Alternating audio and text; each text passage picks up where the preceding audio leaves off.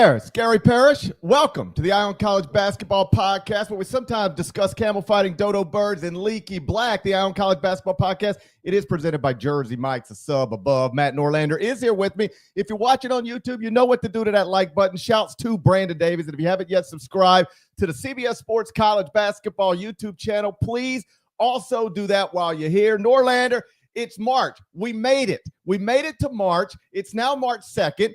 This is the first weekend in March, and so far, so good. So far, so good. It's delivered. Yes, it has. Great to be with you. It is the first episode of March. We do a podcast in video form and audio form. For the early birds watching us live on YouTube, you did not get the goodies. Everyone listening after the fact, the audio version has the as promised, as delivered special little intro, as we do every single year to initiate the start of the month. So apologies that some production stuff got us held up. So if you're watching live, we always want you when the show goes live.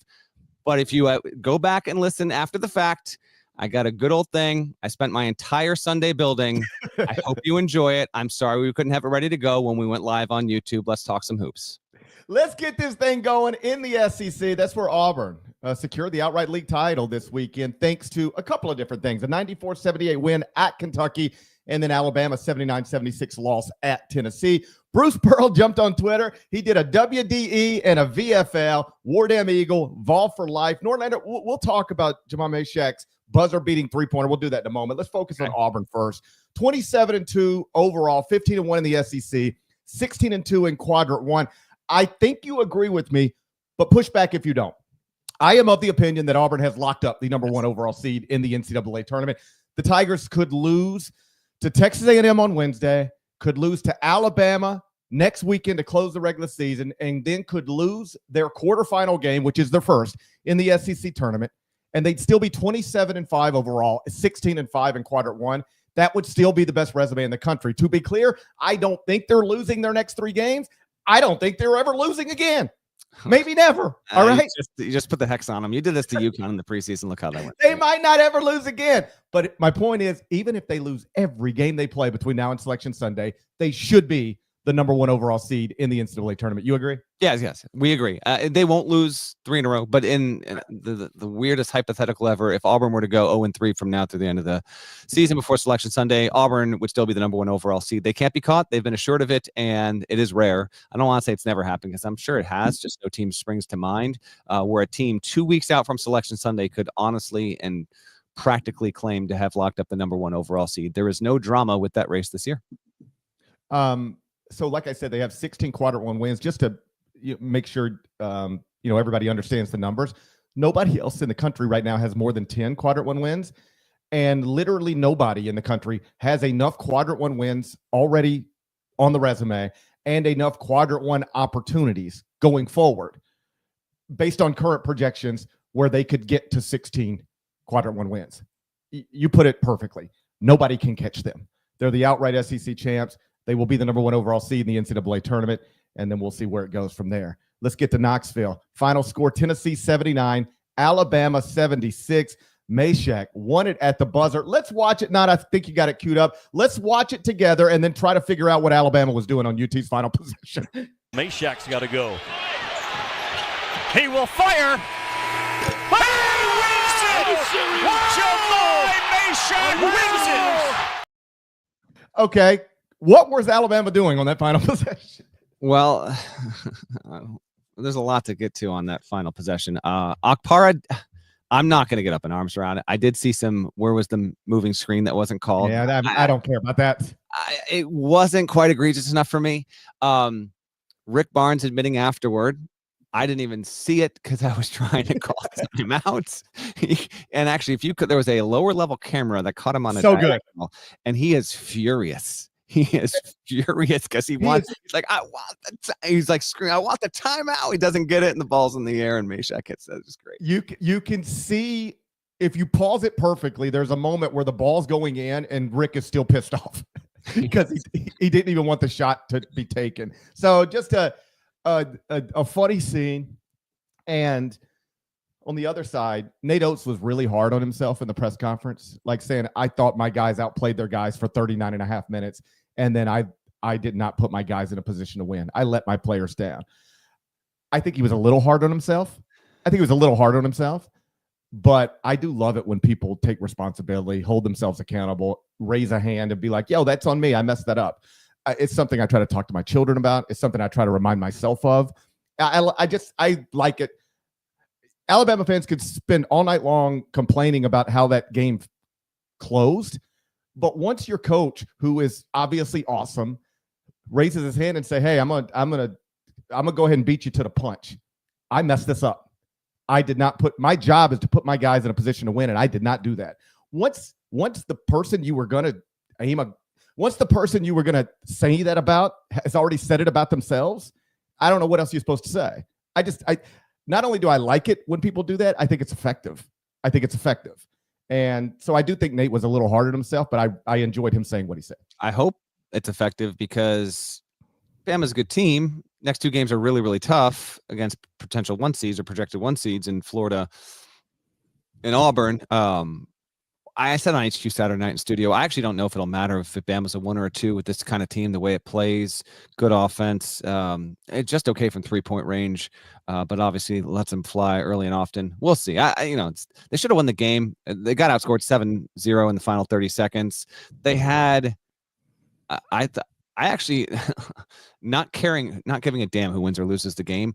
I actually like when the officials do their job. And by that, I mean, when they don't call a jump ball within a split second of 2 players putting their hands on the ball, and when they actually call 3 seconds when a guy's in the lane for 3 seconds, and when they call a 5-second call when it's 5, because 5 usually means 6. Now it felt quick, but the 5-second call was huge in that, and not even just the 5-second call. I mean, LeBaron, I don't think it's all on. I know what O said at the, but like Philon finds himself with the ball. Sears didn't get a touch on the penultimate possession, and that was also problematic for Alabama as the game became tight. This did feel like a game Alabama was going to win for, I don't want to say the majority of the game because Tennessee also gave good charge, but in the final, from the 3.5 minute mark to the 22nd mark, it seemed like Alabama was gonna get out of there and get a big time win and maintain its spot on the 1 line. That's the other outcome of this. Still plenty of time to see where we go from here. But Bama and Tennessee flipped as a result of this. Bama's now a 2. Tennessee is now a 1. It's now 15-1 at home this season, and that home crowd seemed to really jolt him there. But yeah, Meshack, how about that, man? I mean, he's not a bad 3-point shooter. He's just not a go-to 3-point shooter. Found the ball in his hands. Did you think what I thought? I thought that they ran that little inbounds play.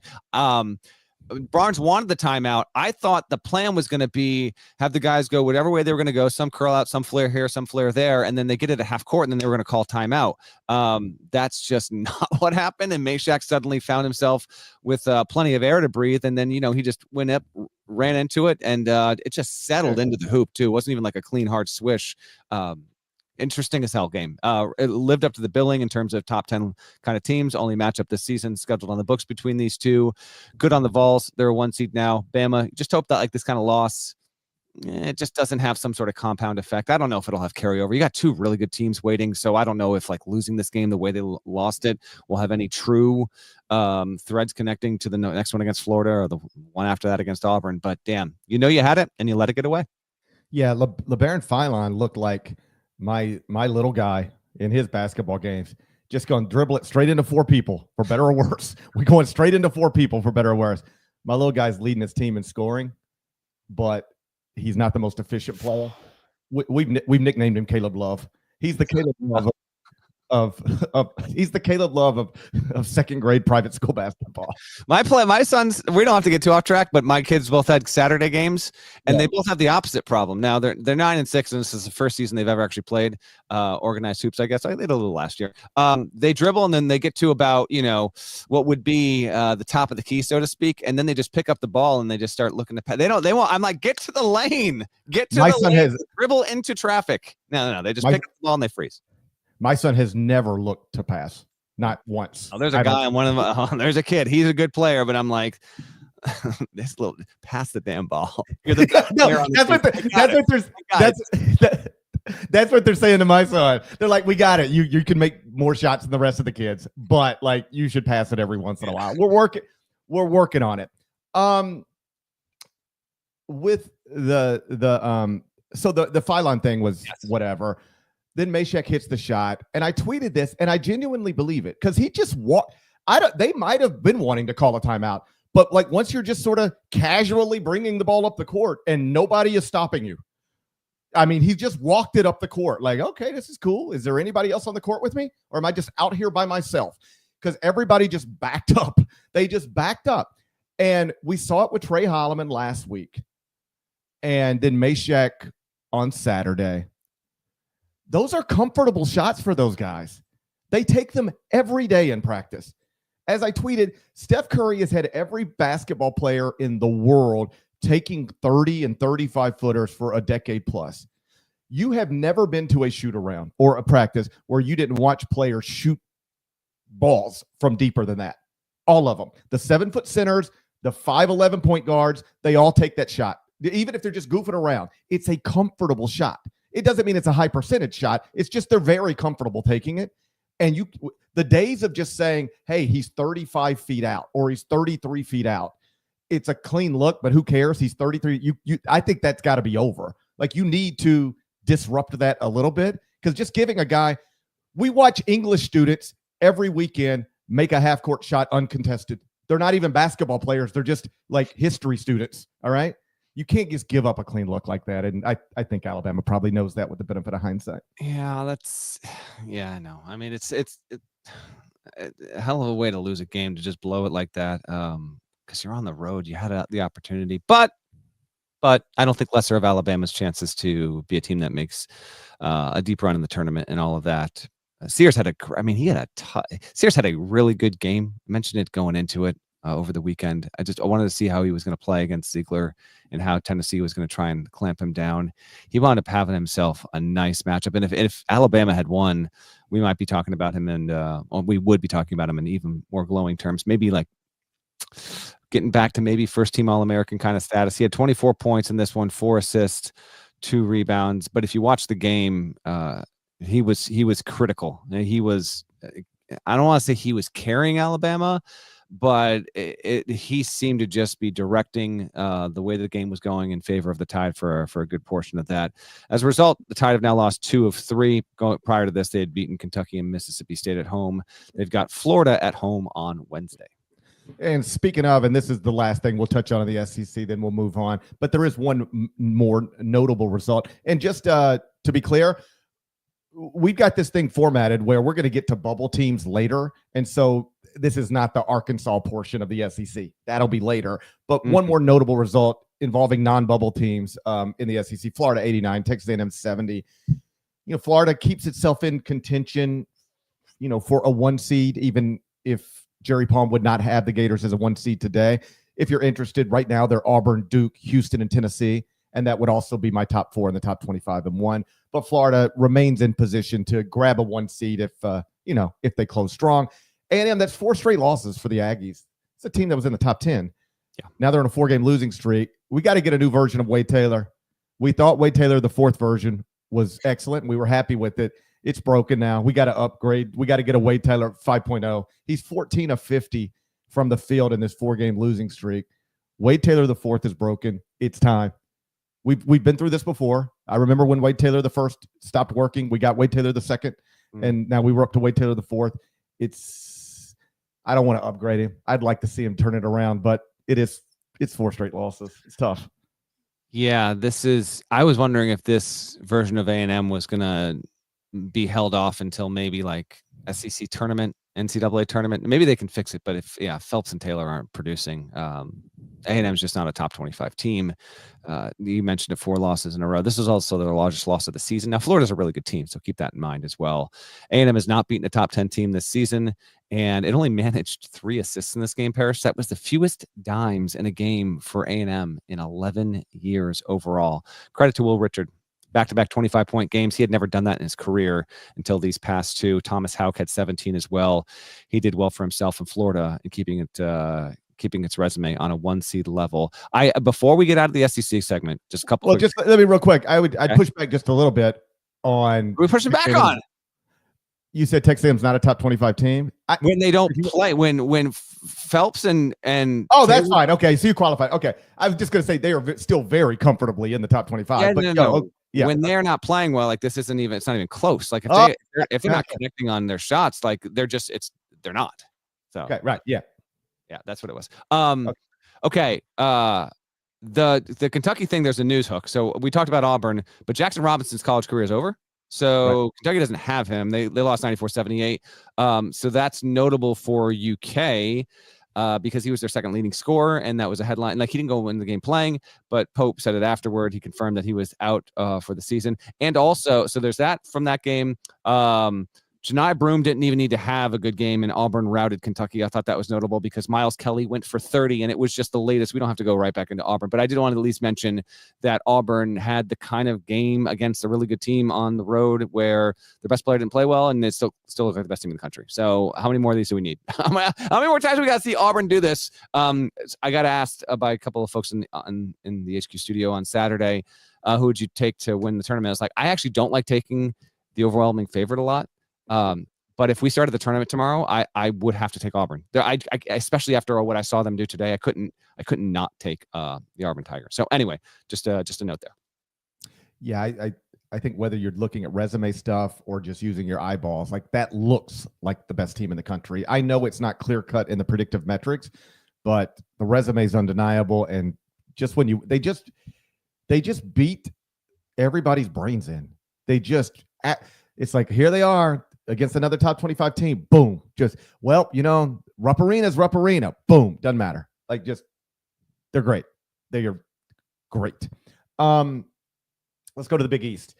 I don't know that there's a lot new to say about St. John's or Rick Pitino, but they did get it done this weekend and became outright Big East champs for the first time since 1985. We'll spend a few minutes on that next. First, let's get a word from our partners.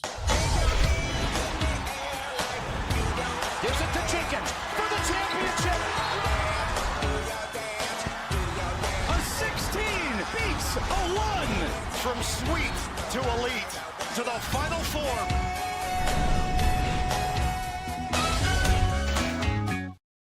It was a little closer than it was supposed to be, but St. John still got it done. Johnny 71, Seton Hall 61 at MSG, 26-4 overall, 17-2 in the Big East, outright league champs for the first time since 1985. Not a great game, but it was a great scene in Midtown Manhattan and a worthy celebration. Yeah, I had a college buddy who was there, and he was like, he lives in Connecticut, and the game tipped at what, 2:15? That's right. He sent me a text at like 8:40. It was like, I'm on the train down to the city, Johnny's today. I'm like, it's early, man. Tip's not for a while, but good on you. And he actually, and then he sent me photos of the celebrations, all that stuff. And I said, they've only won the outright Big East championship in the regular season 2 times. Like, you're at one of the only 2 times it's happened. And then he hit me back. He said, I stayed until they literally kicked me out. So just a little bit of a snapshot of how much this means for St. John's fans. I do have a question for you, Parrish. Mm-hmm. If you had to choose between the 2, RJ Lewis. Well, would you rather win? You only get to choose between. You're going to get one of them, but you don't get the other. Would you rather win the Big East regular season championship, or would you rather be the team that's standing last on Saturday night in Manhattan in March and win the Big East tournament title? Which one do you think carries more overall cachet, weight, appeal? Big East regular season title. I know that there will be nothing like the celebration that would come on a Saturday night victory. Let's just make it as perfect as it could be over UConn in the Garden. That celebration would overwhelm any sort of celebration that we saw on Saturday. But I think winning NC State can luck up and win an ACC tournament. That doesn't always mean what it means. You win a league title. I know unbalanced schedules, all that stuff. People can. Big East is balanced. I know, but like in other leagues, sometimes you'll get this and they'll be like, I think Duke fans have pointed out that they would be running away with the ACC if the schedules were a little more balanced, whatever. I'm just saying, you win a regular season championship, you are typically that means you're the best team in your league. That means more to me. First time since 1985. I don't know when the last time St. John's won the Big East tournament, but I have been well versed on the last time they had won a Big East regular season title until yesterday. I think that's the bigger deal. I would rather win on the Saturday night in Manhattan before Selection Sunday. Although most coaches would definitely tell you they're going to take the regular season title, but there is something to just playing that Thursday, Friday, Saturday night. They're both great. Don't get me wrong. I mean, it's minor margins here. Last time St. John's won, I think it was 2000. I'm just trying to confirm this with you right now, GP real time. St. John's last won the Big East tournament in 2000. Yes, that's the last time they did it. They were also 2 seed then. They were projected. Well, I don't know if they're a 2 or 3 right now, but they are definitely heading toward 2 seed territory if they're not there already. And yeah, it's the next stage in what is building out to be just an incredible season overall. They are. I don't think I gave you this nugget on the Friday show. I saved it for today. So they have no NCAA tournament wins in the previous 20 seasons. Maybe I did give this one to you. I'm going to repeat it anyway. Okay. 2002 Oregon, 2007 Washington State, 2010 Baylor, and 2011 San Diego State. I think I did say this on the show. Those 4 programs got a top 4 seed in the tournament. The year they got it, they had not won a tournament game in the previous 20 seasons combined. St. John's is going to join that group and be the first one since San Diego State to do it. Well, I'm happy for them. Happy for them. They deserve it. And you see all the Louisville faces there. Tom Jurich is there. Kenny Klein's there. It's like Rick's just moved Louisville up to Queens, and it's just a neat story. I like everything about it. Let's do the weekend whip around next, and we'll start in the Big 12 where Kansas lost again inside Allen Fieldhouse, and then things got really ugly. We'll do that next. First, let's get another word from our partners. Who's in? Who's out? Let the madness begin. The NCAA Men's Basketball Championship Selection Show on CBS and streaming on Paramount Plus.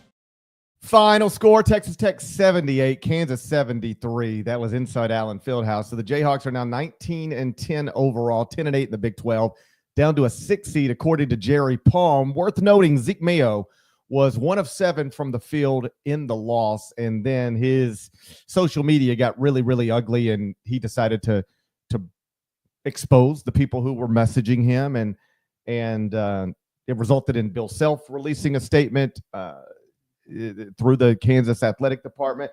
Just, we've talked enough about Kansas's troubles and struggles on the court.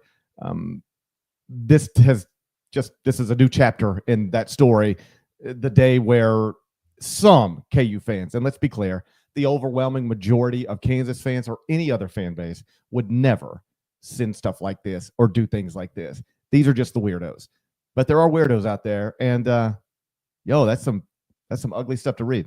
Yeah, I would even say weirdos is putting it too lightly. I mean, there was some pretty atrocious stuff that was sent, which the fact that it is not surprising, unfortunately, because frankly, that's the world we live in, and Twitter has only encouraged, or at least enabled, more and more people to feel empowered to do those kind of things. Self put out a statement that to me also fell flat. The timing of it was weird. It wasn't just like the loss happened. Also consider the fact that a lot of people that would see this statement wouldn't even be aware of what happened with Zeke Mayo, and that wasn't even directly addressed. The final graph of it is, quote, "I'm looking forward to seeing how we bounce back against a terrific Houston team on Monday. Then after that game, I'll look forward to see how we respond to a terrific Arizona team on Saturday. This is the most important time of the season, and this is the time where we need to be better, but we also need to be focused on basketball and not things being said outside basketball that have absolutely zero merit," end quote.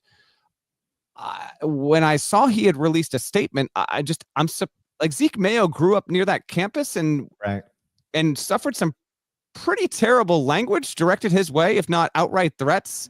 And I am seeing an absence of Bill Self standing up for his player in this statement, which isn't to say I don't think that Bill Self doesn't deeply care for Zeke Mayo and might have had a really good one-on-one conversation even after the statement by the time we're recording the show. I'm saying the way the statement was released and what lacks in it, to me, was glaring.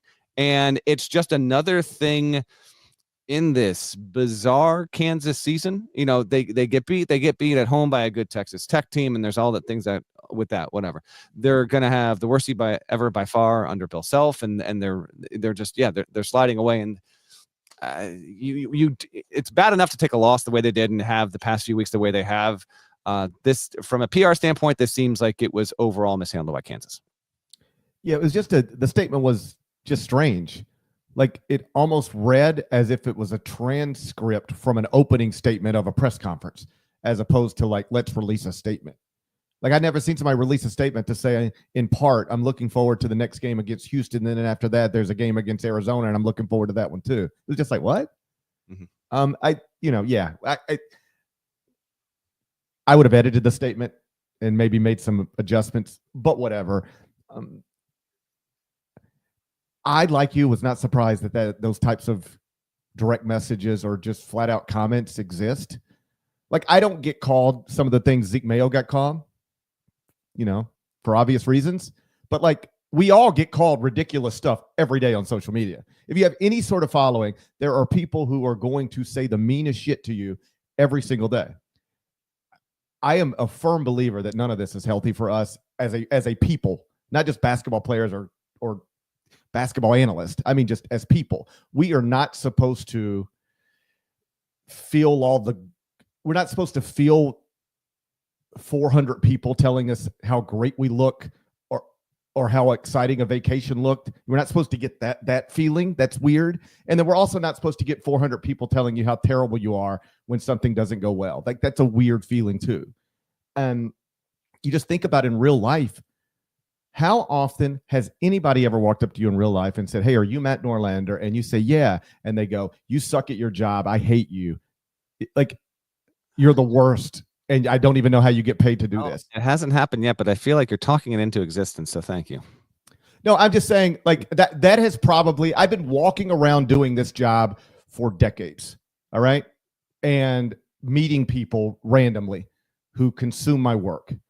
And only one time has somebody actually been an asshole in person. Only once.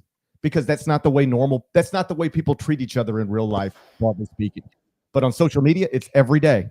And when you're a basketball player, it can be every minute, and it can become overwhelming. John Morant talked about this last week. He said, I've got deals with Nike and other people, so I've got to be on social media, but I hate it. I hate the way it makes me feel. And now Zeke Mayo's on the wrong end of it. And we're all on the wrong end of it sometimes.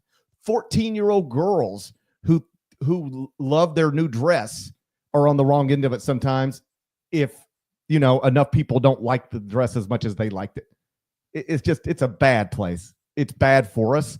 And it sucks that Zeke Mayo had to get caught up in it the way he did this week. Yeah. And it sucks to think about the likelihood that we could get another story like this in the next 2, 3, 4 weeks, because the sport is about to enter. I mean, it's March. It's an amazing month, but there will be teams that lose. There will be players that don't play well. And for one reason or another, and because people have never been able to spend more of their money in more ways that are easier than ever before on it, it will only enable more of this behavior, which is just awful. So I'd love to be wrong. I feel like I'm not going to be, but damn, would I love to be wrong. A couple notes on the game. Just, Grant McCaslin got his 200th career win. Kansas has lost 3 home games in league play for the first time since 88-89, and Kansas has now had double-digit loss seasons for the first time since 98-99 and 99-2000. Tech got it done 78-73, in part by way of shooting 43 triples. It had never taken more three-pointers in a game ever than what it did Saturday inside Allen Fieldhouse. Can we keep it in the Big 12 and move on over to Ames? Let's do. Iowa State 84, Arizona 67. Caleb Love turned in one of those classic 2 of 15s. Is that what it was exactly? Yeah, 2 of 15 from the field. Was it really? I knew he didn't have a good game. I didn't realize it was. I'm bringing up the box now. I didn't realize it was truly 2 of 15. Oh man, it really was. Oh gosh, yeah, no good at all. Although to me, it was more about Iowa State. GP, in 2 ways. One, 3-point shooting was major. Zona was 422. Clones were 11 of 21 from beyond the arc. That's 52.4% for those not keeping up at home. And then Iowa State only allowed Arizona 1 offensive rebound. They got out early. They commanded the conversation. And although Arizona late kind of had like just a tiny hint of hope, like maybe we can try and bring this back in. I want to say they got it to 8 or 9. Never thought Arizona was winning this game. Iowa State gets its first notable win since the month of January. And believe it or not, Iowa State still only has 1 loss when at full strength. Trivia time. I think you know it. What's the only loss ISU has had when all of its players have been available to play? Did it come early? It did. Then it's the Auburn loss. It's the Auburn loss. And not only is it the Auburn loss, I was there. It was in Maui, and Iowa State probably should have won the game. Was up by 17 against Auburn. So if you're looking for some real reasons for optimism as an ISU fan, now that Keyshawn Gilbert was able to return to the game, and he wasn't a huge factor, but he was back. He was able to be back, and be it Gilbert or Momcilovic or Jones, these guys have been missing here and there, and when they haven't played, sometimes Iowa State's lost. You've got good outlook for you here moving forward. I thought that was an important win. I'm not going to say it was the first, second, or third biggest win of the weekend. It was certainly notable. I just don't know if many teams got a win that maybe just gave them a little more, a good kick in the butt in the right way than what ISU got on Saturday night. And Arizona now 2-4 in its past 6. So there's a pretty not insignificant group of teams that have been borderline top 10-ish parts of the season, and then they just really go through some bad stuff. Texas A&M Marquette did it for a minute, and Arizona seems to be going through that right now. 2-4 in the past 6 games. One more I want to touch on in the Big 12. Houston 73, Cincinnati 64. It's just, like I say sometimes, don't get bored with it. Houston's now 25-4, 17-1 in the Big 12. They have a 4-game lead in the Big 12 standings. Are you ready for this? Since joining the Big 12, Houston is 34-5 against Big 12 opponents. Oh, if you count last season's Big 12 they lost the first couple, and that's what it was. Yeah. They're 34-5 against Big 12 opponents since joining the Big 12.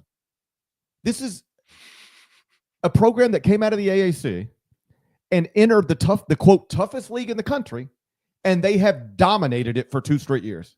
Incredible. He's done a great job. Houston's a 1 seed, by the way, folks. Cincinnati's lost 19 in a row against top 10 teams. Wes Miller's program could have had it was too tough of an ask. Don't get me wrong.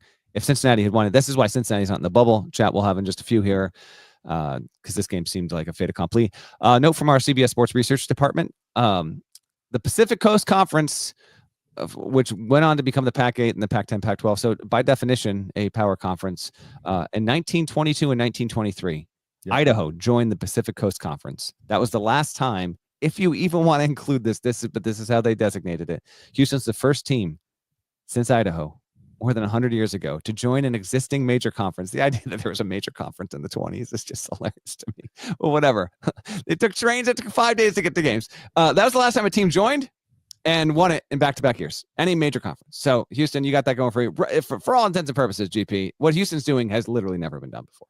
Yeah, no, it's incredible what Kelvin's doing at Houston. And like I said, 4-game lead in the Big 12 standings. I don't know that they've got a 1 seed locked up, but no, they're going to get it. They're going to get one. They're going to get one. Let's go to the Big 10. And really just 2 games I want to note here, and then we'll get to your bubble watch, and I'll let you guide us through it. Okay. Michigan State 71, Wisconsin 62, Illinois 93, Michigan 73. I put these games together because they are connected. Michigan State is now 15-3 in the Big 10. So if you're trying to figure out how the conference race could play out, like it's pretty simple at this point. Like Michigan State's going to get at least a share of this and maybe the whole thing. If Michigan loses to Maryland on Wednesday, that's it. Michigan State clinches a share of the Big 10 title. If Michigan happens to beat Maryland on Wednesday, then Michigan State plays Iowa on Thursday. If Michigan State wins that game, then they would get at least a share of the Big 10 title. Either way, no matter what happens on Wednesday and Thursday, it could be this simple. Michigan State just goes to at home on Sunday, beats Michigan, they'll be outright chance. There's a lot of paths for the Spartans to get where they're trying to get, and it seems pretty clear they're gonna travel one of them. When did you become 0% Boilermaker? Oh, I'm not 0% Boilermaker. I mean, you must be, because the only 2 Big 10 results you want to talk about involve Michigan schools. Meantime, Braden Smith sets the career record for Purdue in assists on Friday night, beats UCLA and the best coach in the history of that program, and you don't even want to bring it up. Do you think I've Boilermaker? Am I forgetting who I am? You've gone astray. Have I lost my way? I mean, it was teed up for you to lead on Purdue in the Big 10 section. You said, screw them Boilers. I want to talk me some Sparty. You know how it is. By the time we get to Sunday afternoon, buddy, Friday night seems so long ago. You don't know what I've been doing the past 2 days. Well, I know a little bit, but we can maybe save that for the end of the show. Well, we can talk Michigan, but yes, Purdue shouts 76-66. Braden Smith has now had more assists than anyone in the history of that program. He's not yet done his junior season of college. That's really impressive and good on the Boilermakers for doing it. I caught both of the games on Sunday on CBS, and Michigan State. I remember when they lost at home to Indiana on the night Izzo was supposed to pass Bob Knight for all-time Big 10 wins. All they've done since then is win every game, and 3 of them have been on the road. They've won 6 straight against ranked opponents, Parrish. just Izzo, man, it's just something. Jaden Akins going into Sunday in his previous 4 games had been averaging 8.5 points a game. He had 19 on Sunday, 8 rebounds. He was 4 of 9 from 3-point range. Wonderful job there. I will shout out Nolan Winter. He had 17 boards, which was no Wisconsin player in the past 20 years. None. Past 2 decades had more boards in a game than Winter had today, but it wasn't enough. If you are wondering about Michigan State's viability, if this has been like a little bit lucky or not, let me just tell you this. It's gotten out to slow starts, but man, it is hammered at home. The past 6 games, okay? Past 6 wins, I should say. Against Oregon, -14 in the first half, +26 after the break. At Illinois, -4 in the first half, +18 after the break. Home against Purdue, led by 2 at the half, got 7 more after the break. At Michigan, down by 4, +17 in the second half. At Maryland, down by 2, +5. And then here on Sunday at home at Breslin, trailing Wisconsin by 2 at the half, +11. They get it done, 71-62. And that 62 is notable because Wisconsin's been a really, really good offensive team. Like they've been able to just uncork 85, 88, 92-point games so far this season. Was not going to happen on Sunday in Breslin. That's an awesome, awesome scene. Any more thoughts on Sparty before we touch on Illinois and Michigan? No, I mean, other than like this is not the way you would build a college basketball team or any basketball team in the year 2025, but it's effective. And it's like Tom Izzo is about to join Bob Knight and the great Ward Lambert. Piggy Lambert. As, this type of stuff does matter to Tom, like legacy stuff and bullet point stuff. And you're the only person to ever do this and the first person to ever do that. Some coaches will just try to dismiss it and be like, every time it's like, so what does it mean? It means I'm old. It means I've coached a lot of good players. And yes, Tom is old and he's coached a lot of good players, but like, this is his career. This is what he's created at that place. And it is going to go down as one of the greatest college coaching careers of all time. And perhaps it could go down as the greatest Big Ten coaching career of all time. I know some people would still hold Bob Knight up there, and that might be the right answer.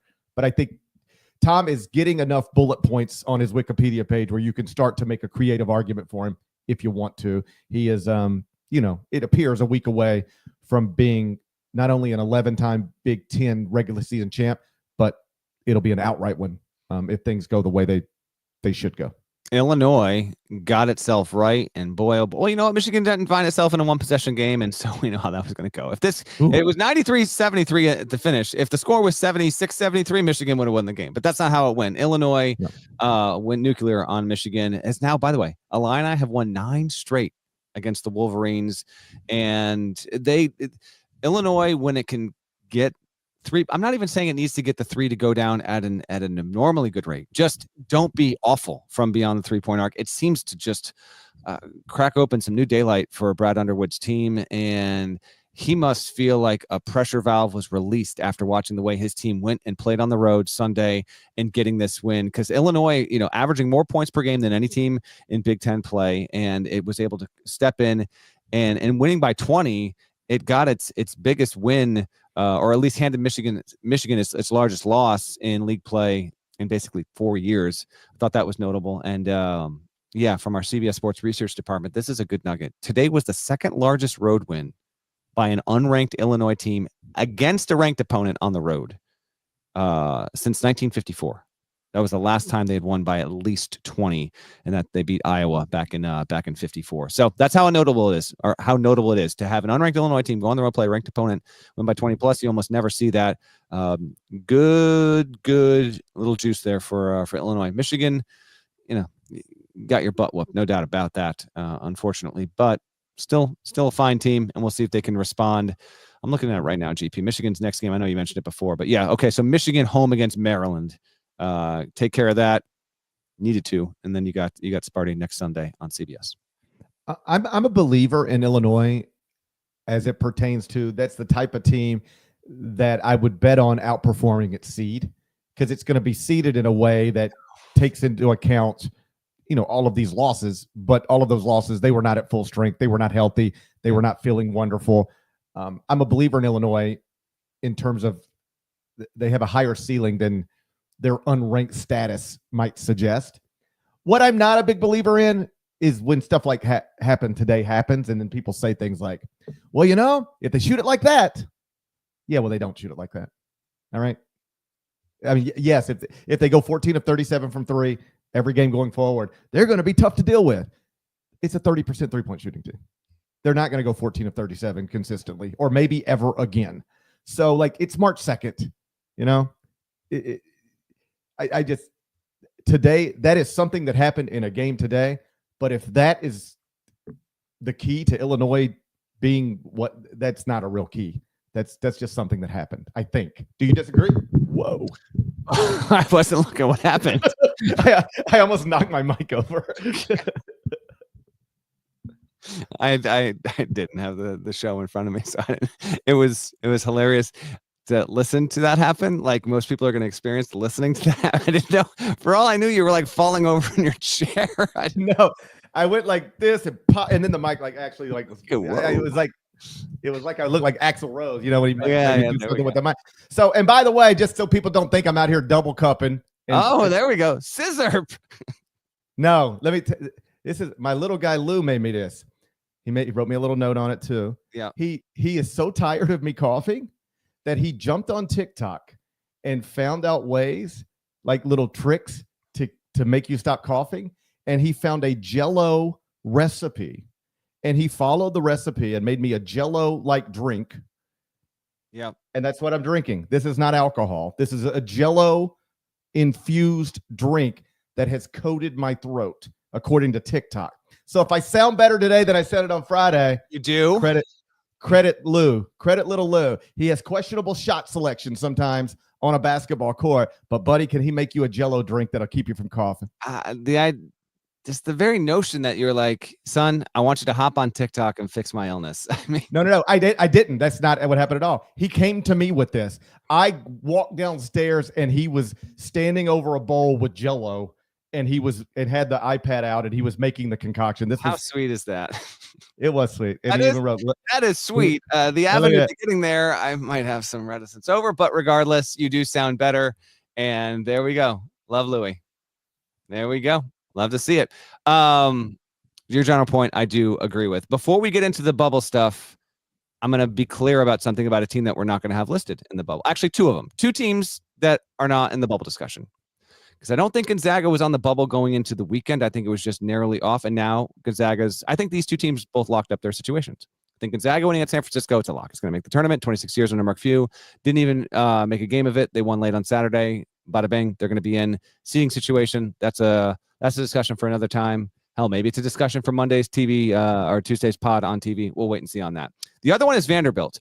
I wouldn't have had Vandy on the bubble going into the weekend, and I think that Vandy is now a lock. It beat Missouri 97-93. That was the fifth quad one of the season for Mark Byington's program, and it was an impressive way to win. And I mean, they got a 3 as time expired to send it to overtime, and they wound up getting the win over Mizzou. So just a little clarity there. I know we did the SEC stuff earlier. I wouldn't have had Vandy in the bubble conversation, and now similar to how Auburn's locked up the number 1 overall and can lose 3 games in a row, won't lose it. I can't imagine a scenario in which Vandy, if it were to go 0-3 from here on out, would get kicked out of the tournament. The resume is too strong. So congrats on the Commodores. Year 1 under Mark Byington. You're going to wind up in the big dance.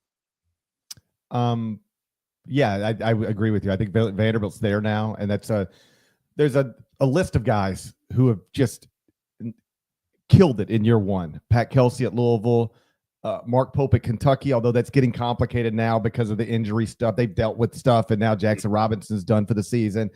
But, Pat at Louisville, Mark at Kentucky, Jared Calhoun, obviously, it's been amazing. And Mark Byington's like right there on the list. Like, this is early returns. I got it. We'll see long-term, but the short-term returns on last off-season's hires have been pretty good. Cool. It's kind of cool to see that there's been this many that have been able to hit right away.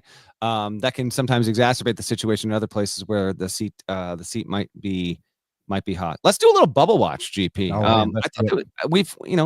Again, March is here. We've officially hit like heavy bubble watch season. Got losers and winners. Let's go negative first. You want to read off the results, or you want me to? Oh, baby, I like you to handle bubble watch. Okay.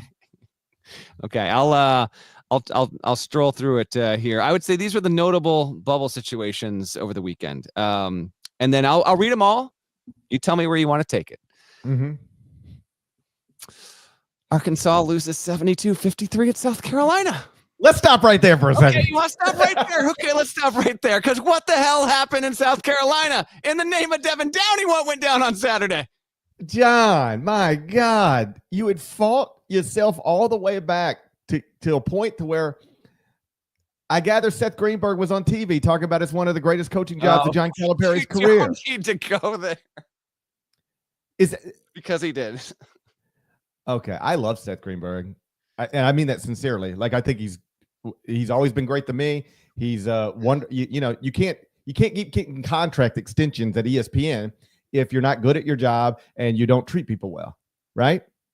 They don't just automatically extend to everybody who ever works at ESPN. You're just not guaranteed to get your next contract. All right. But Seth's been there a long time. He's good. But like, buddy, when you have a preseason top 20 team and you are struggling to stay in bubble watch, it is not one of the best coaching jobs of your career. It's a disaster. It's closer to a disaster. There is no excuse for this kind of defeat. If you lost and it was like 72-68, you'd be like, yo, that's not good. This was a no-show.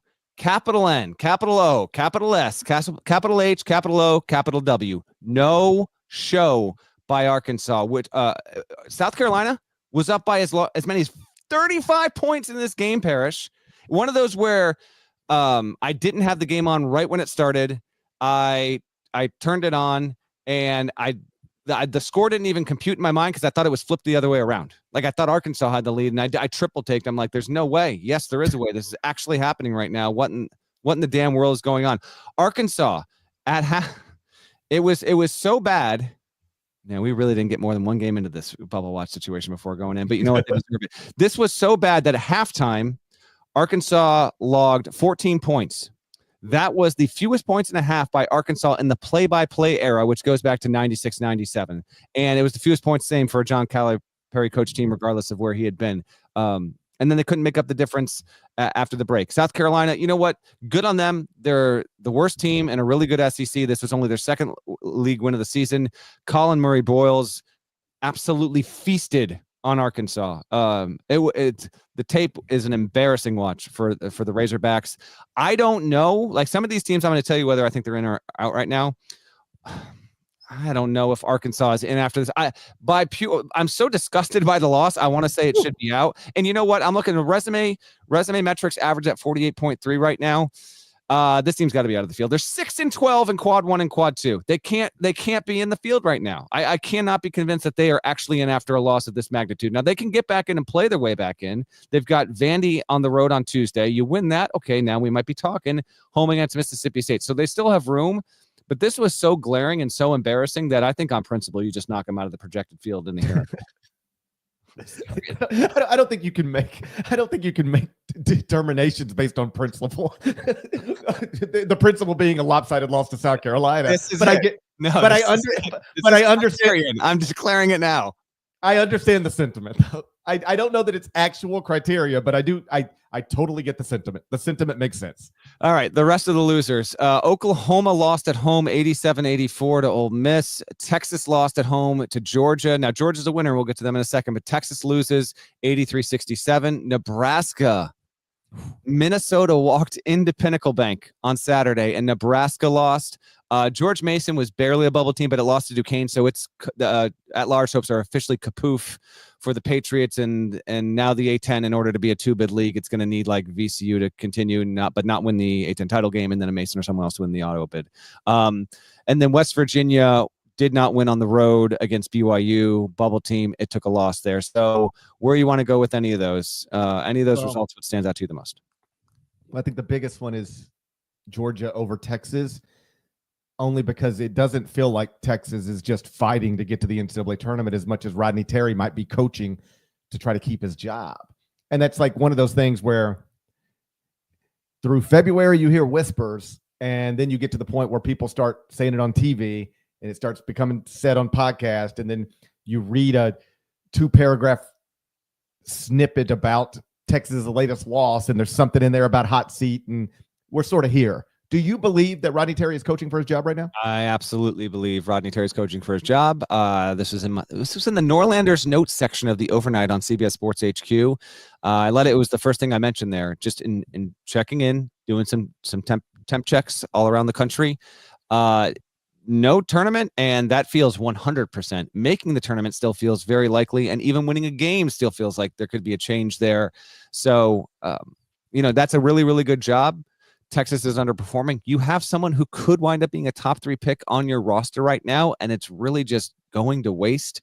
Trey Johnson is a very, very fun player to watch, and again, you're not entitled to make the tournament just because you have a top 5 NBA pick. Go ahead and ask Steve Peichel how that's working out for him. But I don't share this with any measure of happiness or anything. I'm just passing along what has been passed along to me by a variety of sources, and the expectation is that Texas keeps going down this way. Yes, that 100% that job will flip.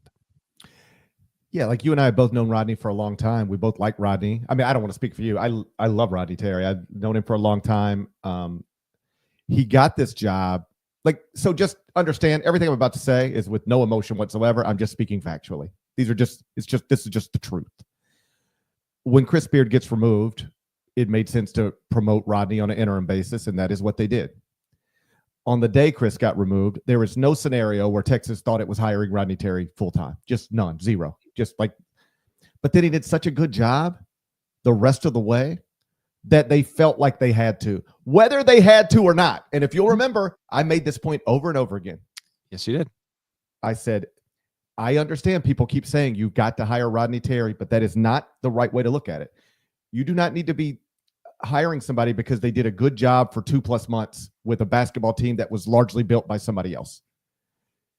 And that might be discounting Rodney's role in building that team a little bit. So if so, I take that back.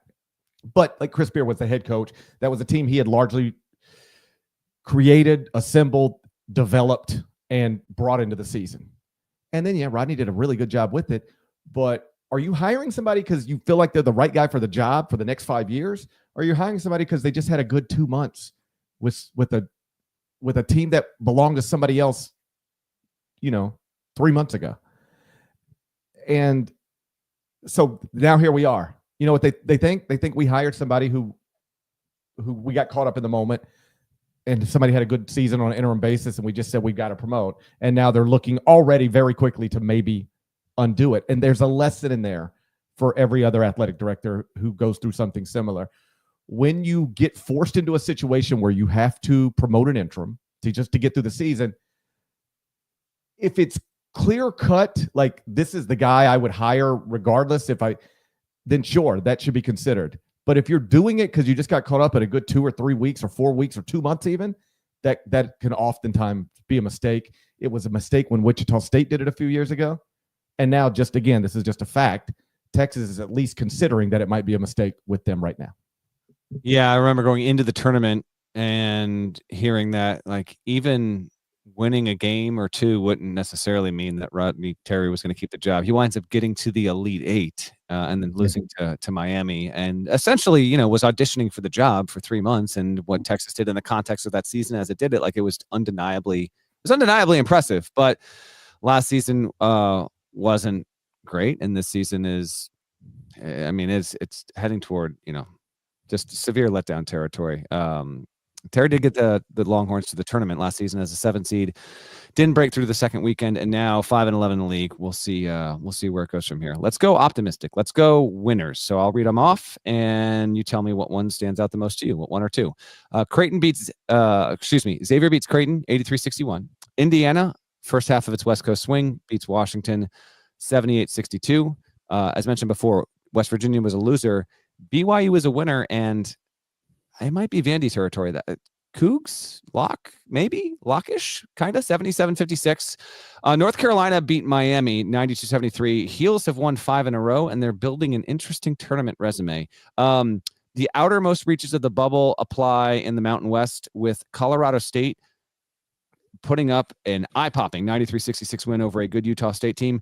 Nico Medved's Rams still got plenty more to do. However, That is the kind of win that you absolutely had to have. And it's just like, we meant business. We got it done. Also in the Mountain West, San Diego State keeps itself in the bracket with a 72-69 win on the road against Wyoming. And then Drake on Sunday, which is a bubble team. It's got 3 losses. It's 27-3. The Missouri Valley season has been a wrap. It got into an overtime game against a bad Missouri State team. That kind of loss really could have been devastating. Quad 4 level defeat had it come. It did not. So now Drake still remains a very, very appealing at-large candidate with some wonky resume metrics given the realities of a lot of mid-major teams. But those were the winners over the weekend in the bubble category. Which one or two stands out the most to you, Parrish? Mike Woodson getting a win to keep Indiana in NCAA tournament contention. To me, that's the funniest thing that could happen, is Mike Woodson taking the Hoosiers to the NCAA tournament. I think it's happening. I mean, it's on pace to happen. So, like, we could go through this whole, like, roller coaster that Matt Painter was talking about a few weeks ago. You fall in love with Mike Woodson because he's created a preseason top 25 team, and then they stink, so you hate him, and you hate him so much and so loudly that he's like, all right, I'm done. I'll just leave. If you don't mind, I'll finish out the season, but then I'll get out of y'all's way. This is crazy. All right? You guys say fire Mike Woodson. Cool, I'm going to fire myself effective at the end of the year. And now he's got the team playing better. They're in contention to go to the NCAA tournament. The fans are sort of like, all right, let's go Woody. And then go to the NCAA tournament and then, like, get smashed by a mid-major so that they can all go right back to hating Mike Woodson again. That's the roller coaster I want to ride. That would be the funniest thing. Bring me Indiana and Carolina. Just bring me all you got. I'll take anything to make it even more notable.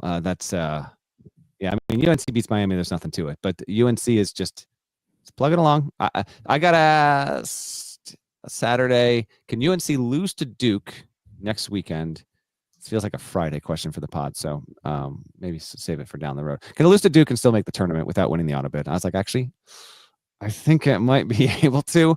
That bubble cut line is some tall grass around that right now. It's very, very interesting. Xavier to me is the big one. Beats Creighton, has now beaten Marquette, UConn, Creighton. Doesn't have good non-con stuff like Wake and South Carolina. It doesn't have a quad 3 loss, and I wouldn't put Xavier in the field as of today. But my prediction is that Xavier is going to win its next 2 and bring its winning streak to like 7. I think it's going to win its first game in the Big East tournament. I think Xavier, we're going to get to like Wednesday of the Big East tournament, and Xavier is going to be a projected team into the field. And it's just one of those teams, like every year, 1 or 2 teams. This always happens. They don't play any high profile games. They don't log like a super, like, whoa, let's stop and talk about this one. They just kind of exist and go along. And then you get to the first 7 to 10 days of March and you're like, well, damn, I guess this team's like a 10 seed right now. That kind of feels like the route Xavier is taking. So them not messing around and beating Creighton, I thought was one of the more important results of the weekend. Anything else before we look ahead to the next couple of days? No, I think that can wrap up the past weekend. What do we have on tap on Monday and Tuesday? Monday, pretty interesting. A couple of interesting games. Wake Forest at Duke. You know, it's another opportunity to see Cooper Flagg. It's a Wake Forest team that, buddy, they could use a win.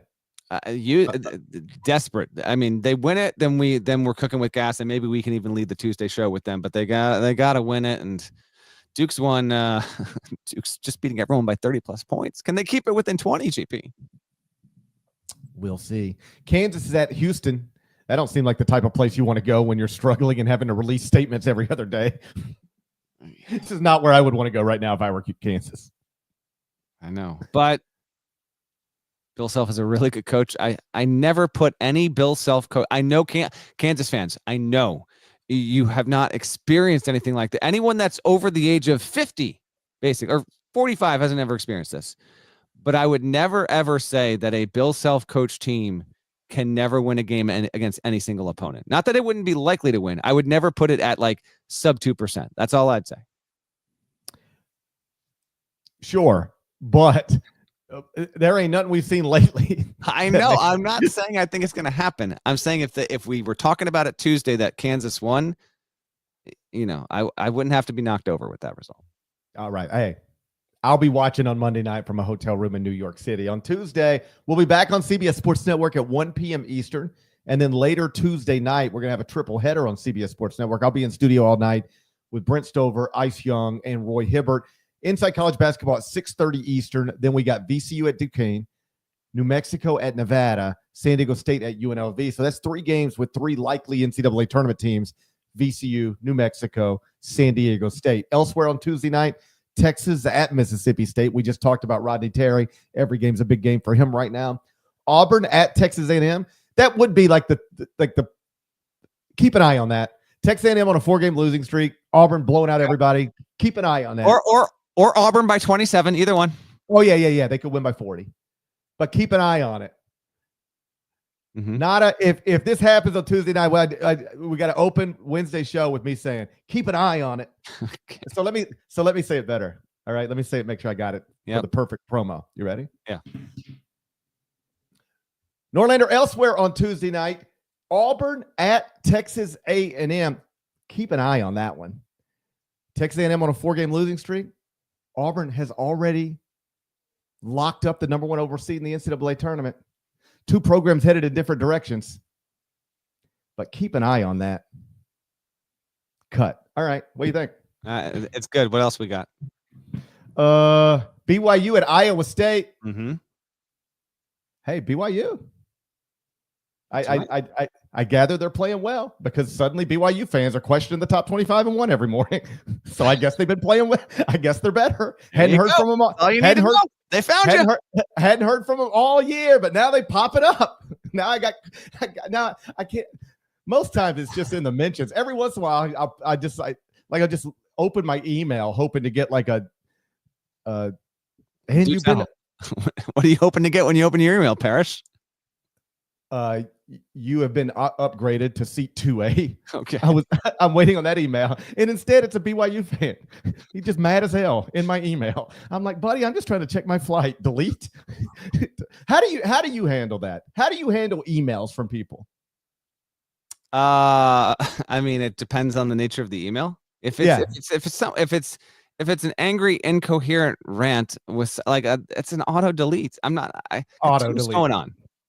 If I think someone has sent if they've genuinely sent something and taken their time, I will read it and oftentimes I will respond. But if it's just someone looking to fire off an insult or whatever, get out of here. I couldn't go in the trash fast enough. Yeah, there is no scenario where I am arguing with you via email about a basketball ranking. 0. Let me sit down and type out a 317-word response to your hotly contested email. No, get out of here. No chance. I will, if somebody's kind or thoughtful or whatever, I pick and choose, but if you want to make sure I might not even read the whole thing, make it too many paragraphs. If it just that's also true. If it just visually looks like too much, the 3rd paragraph might say, and Gary, I'm your long lost uncle that we've never met, and I'll never get to that point. I won't even know. If you're going to tell me you're my long lost uncle, that needs to be in the lead of a short email. If you put it in the 3rd paragraph of a long email, I'll never know. But I just sort of decided at one point, because somebody said, hey, it doesn't take too much time. You get an email, you should reply to that email. But I think that's a person whose email address just isn't out there for people to get a hold of. I just sort of decided at some point, just because you can find my email address doesn't mean that I'm obligated to communicate with you. Just because you might be able to find my number, but that doesn't mean I have to talk to you. You could dial my number and I'll just send you straight to voicemail. And you can say, call me back. Today with Parrish. And you can say, call me back. And I'll be like, I don't want to. So I don't do that. I call him, he sends me the voicemail, then he calls me back. I don't do that. Whatever. We're gonna get before we get out of here. We're gonna get to why you didn't pick up, but let's finish up this Tuesday schedule here. Oh yeah, that's about it. BYU, Iowa State, Auburn, Texas. Those are my favorite games. You can have Andy. You could. Oh wow.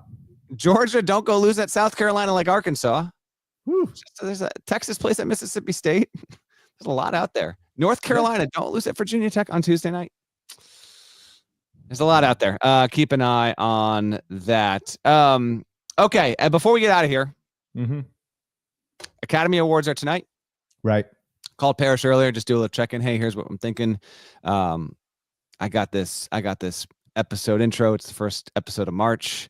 I always do something special. What were you doing? GP, when I called you? I was my wife and I and our youngest son. Middle guy skipped out on it, but wife and youngest son, we watched The Brutalist.